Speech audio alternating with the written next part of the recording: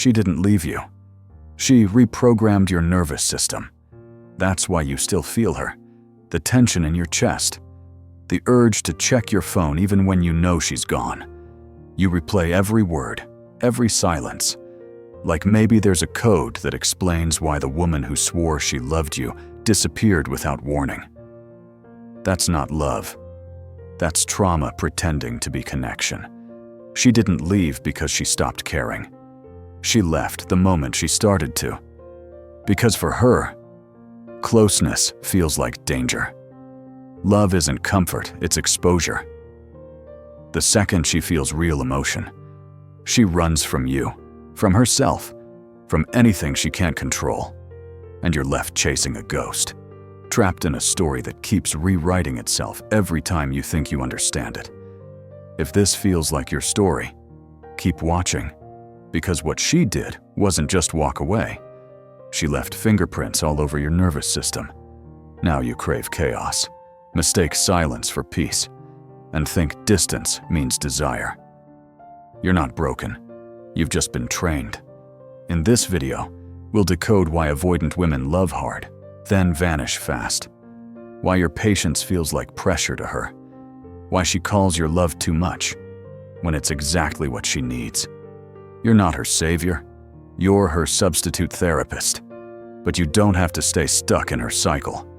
Once you understand the pattern, you'll see it everywhere, and you'll finally know how to stop letting it own you. Because she didn't just leave you behind. She rewired what love means to you. And now, it's time to take it back.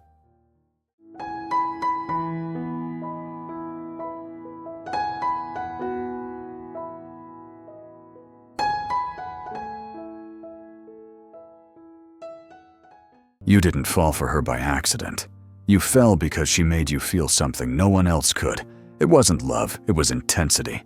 A rush so strong it burned straight through your logic. She didn't chase, she didn't compliment, she didn't play sweet. She just looked at you with that calm, unreadable face that said, "I don't need you, but maybe I want you." And that's all it took. You were drawn to her silence, her restraint, her mystery. She gave you just enough attention to feel chosen, but not enough to feel safe. That balance of distance and desire hit something primal in you.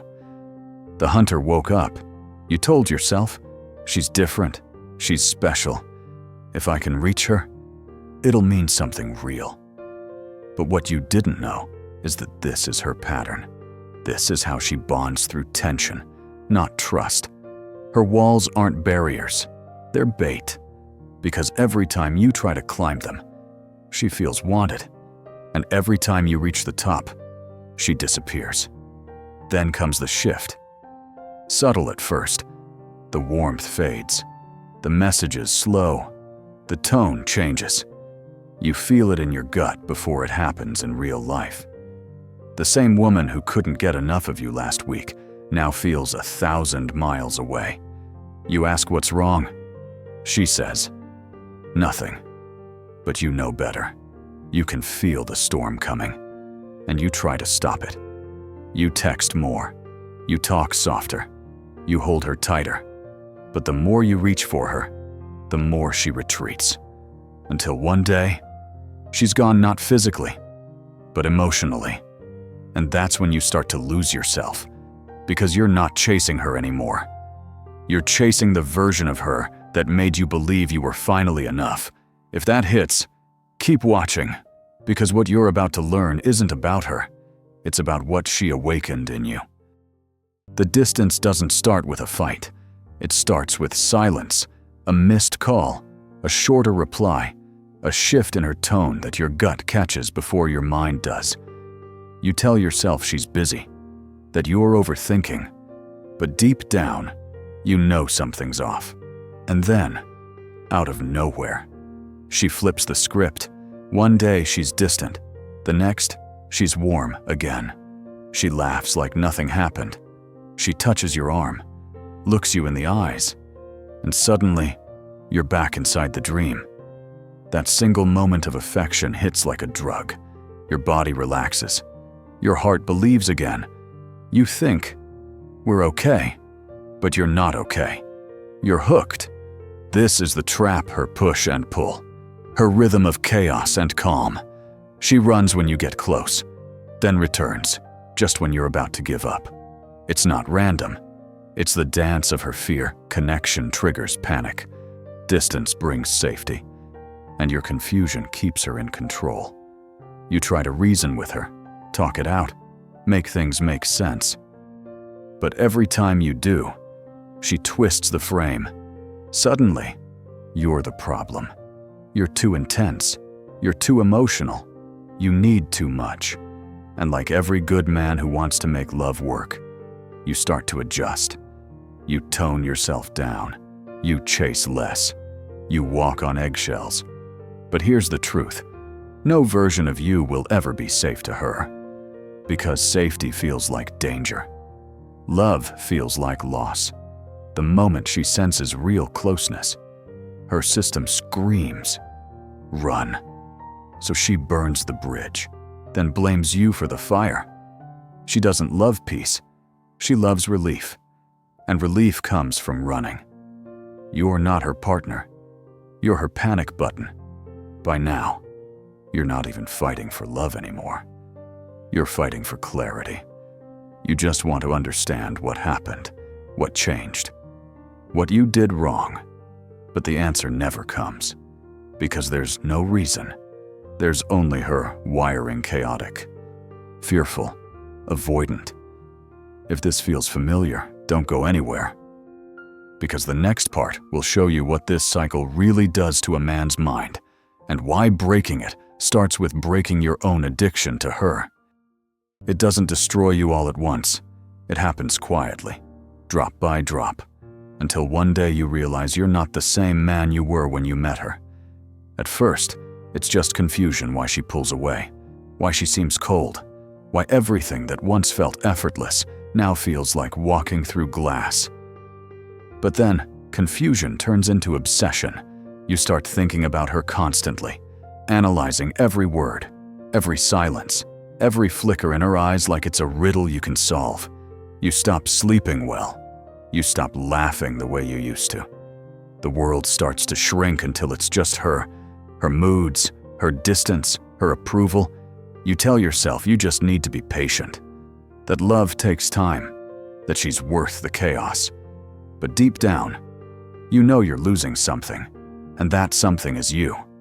Every moment she comes back feels like a hit of oxygen after you've been underwater too long. You tell yourself that's love, but it's not. It's relief. It's the high that comes after weeks of emotional starvation. You're not in love with her anymore.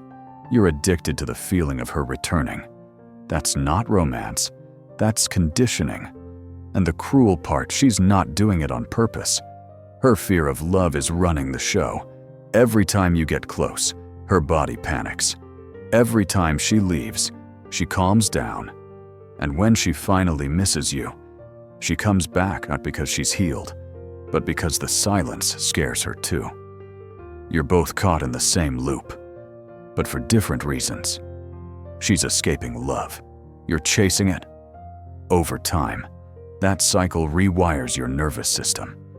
You start to crave the chaos. You confuse the anxiety for attraction, the pain for proof that it's real. The same woman who drains you also makes you feel alive. That's not love, it's trauma bonding. You begin to believe her love is something you have to earn. You trade peace for potential. And every time she leaves, you tell yourself this is the last time. But when she comes back with that familiar softness, you forget everything. You forgive. You start over. And you fall deeper. If that sounds like you, stay with me. Because in the next part, we'll uncover why she does it. Why every avoidant woman runs from the very thing she's desperate to find. To understand her, you can't just look at what she does. You have to understand why she does it. Avoidant women don't run because they don't care.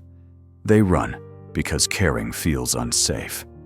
Somewhere in her past, love became danger. Maybe she grew up with affection that came and went without warning. Maybe the people who were supposed to protect her used love as control. Somewhere along the way, her mind learned one lesson. The closer someone gets, the more they can hurt you. That belief didn't fade with age, it hardened. Now, when you get close, her body reacts like she's in danger. Her pulse spikes, her chest tightens, her brain starts looking for reasons to pull away. It's not rational, it's survival. Her nervous system confuses intimacy with threat. The deeper the connection, the louder her panic becomes. So she does what she's always done. She creates distance before someone else can. That's why she's calm when you're far but chaotic when you're near. Why she's playful through text but cold in person. It's not about you. It's about control. Distance is her armor. Independence is her disguise. Every wall she builds is a promise to herself. No one will ever have the power to hurt me again.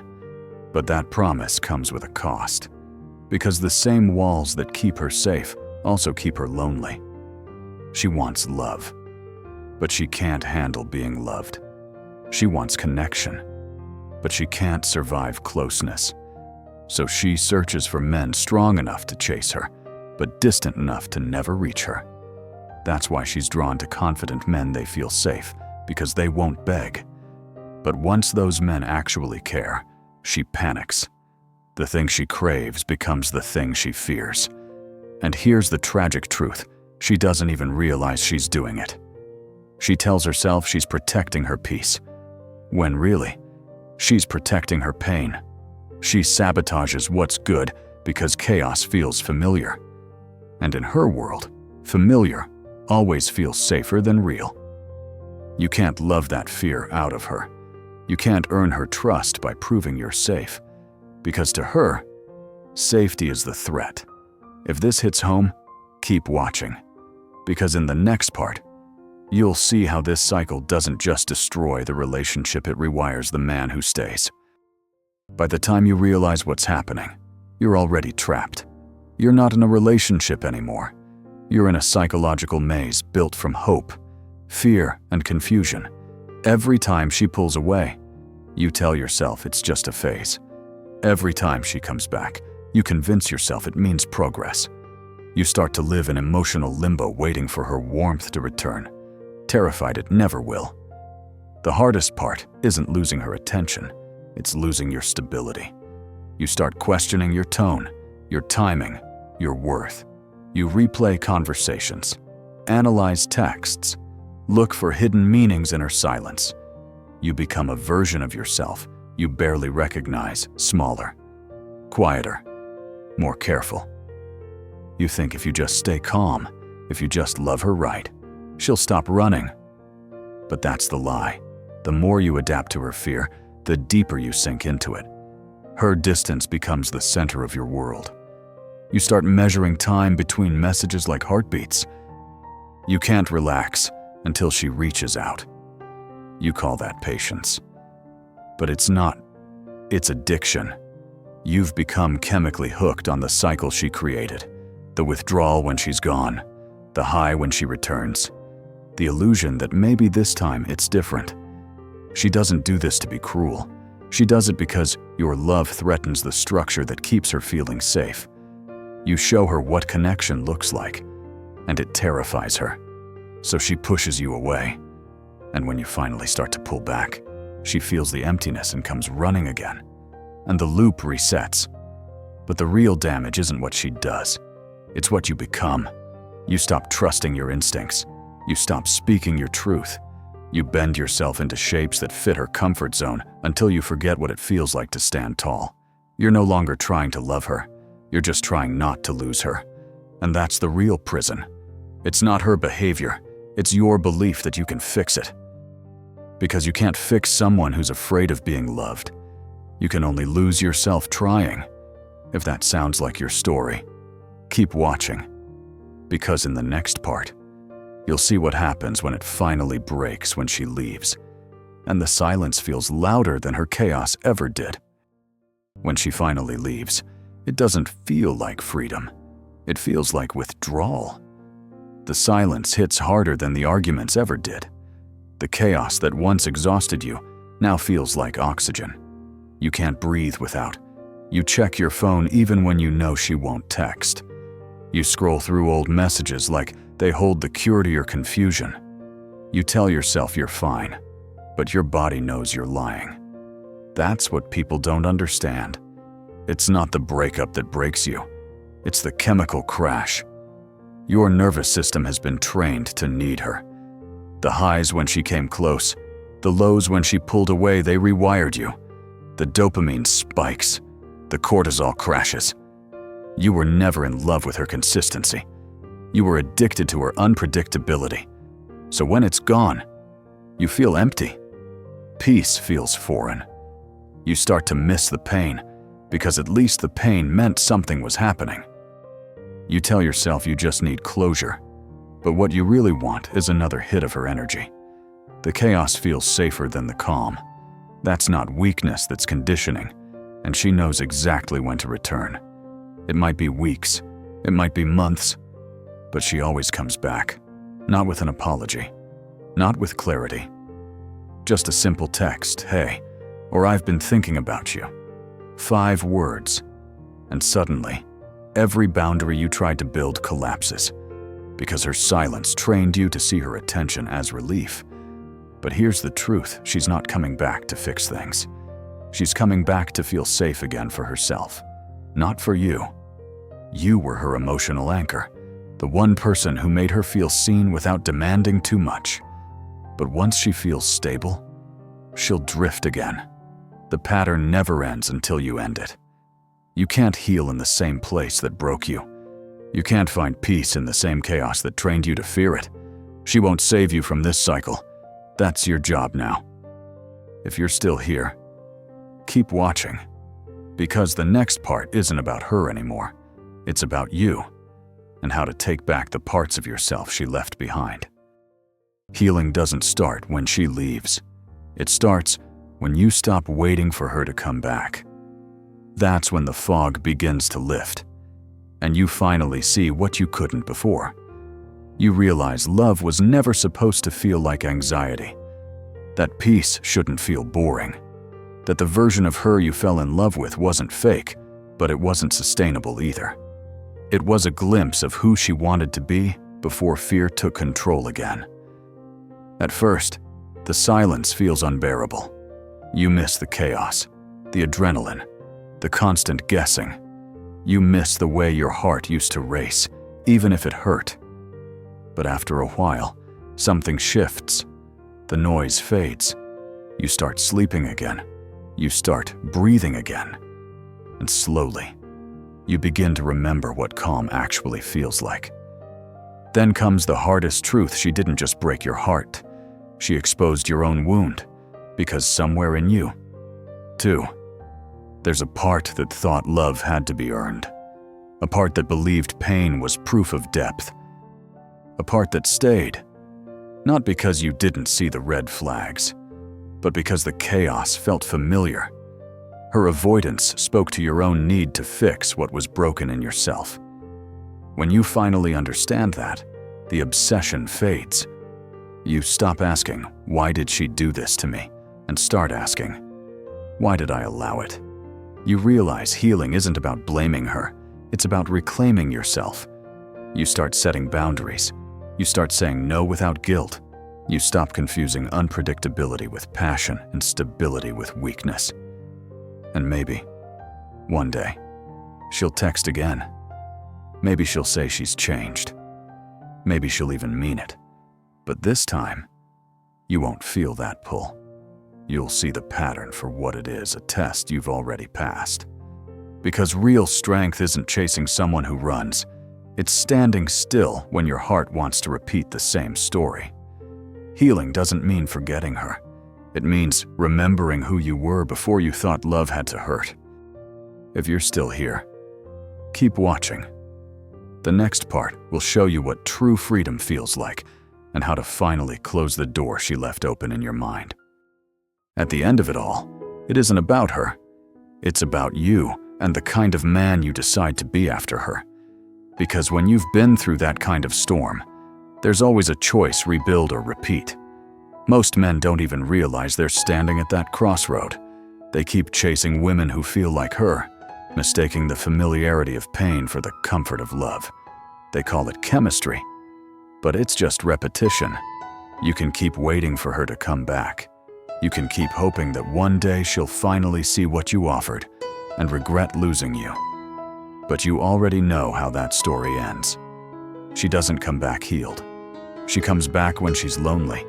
She comes back when she needs validation, not love. She returns to see if the door is still open, and every time you let her in, you teach her that it always will be. So close the door, not in anger, not in revenge, but in peace. Because peace is the thing she could never give you, and the thing you owe yourself most. Let her go, not to prove a point, but to prove you've learned the lesson. Love isn't supposed to feel like walking on glass. It isn't supposed to feel like confusion dressed as passion. Love, real love, feels safe. It's calm. It's consistent. It doesn't need chaos to feel alive. And when you finally choose that kind of love, whether it's with someone new or with the man in the mirror, you'll realize something she didn't ruin you. She revealed you. She showed you what you'll never settle for again. You survived her storm. And now it's time to build something peaceful from the wreckage. If this story hit you deep, don't scroll past it. Like, subscribe, and share this video not for me, but for every man who's still stuck in the loop, trying to love a woman who runs from herself. You're not crazy. You're not weak. You were just caught in someone else's war. Now, it's time to come home to yourself.